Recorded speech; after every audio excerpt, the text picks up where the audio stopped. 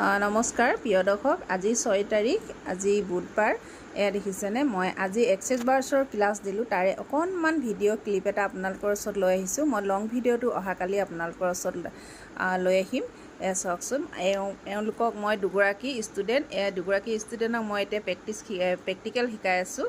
দেখিছেনে, খুব ধুনীয়াকৈ তেওঁলোকে পাৰিছে, মনৰ পৰা তেওঁলোকে খুব আগ্ৰহেৰে শিকিছে, সেইটো কাৰণে ভাল লাগিছে। আৰু এই বাইদেউগৰাকী হ'ল দুলীয়াজানৰ, আৰু ইগৰাকী হ'ল মাৰ্ঘেৰিটাৰ আৰু মোৰ ৰিলেটিভ হয়।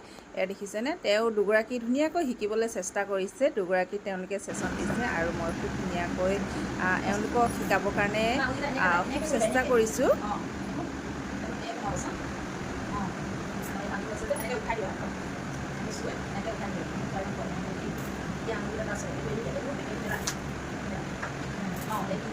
আপোনালোকে যদি মোৰ পৰা কোনোবাই ছেশ্যন বা ক্লাছ ল'ব বিচাৰে, স্ক্ৰীণত নাম্বাৰ দিয়া আছে, সেই নম্বৰত আপোনালোকে যোগাযোগ কৰিব।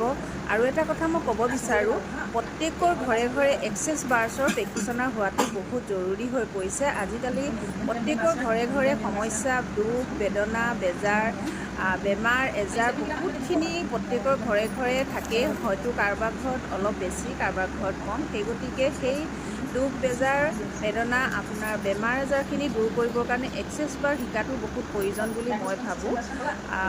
এক্সেছ বাৰে বহুতখিনি আপোনালোকৰ দুখ দূৰ কৰিব পাৰে।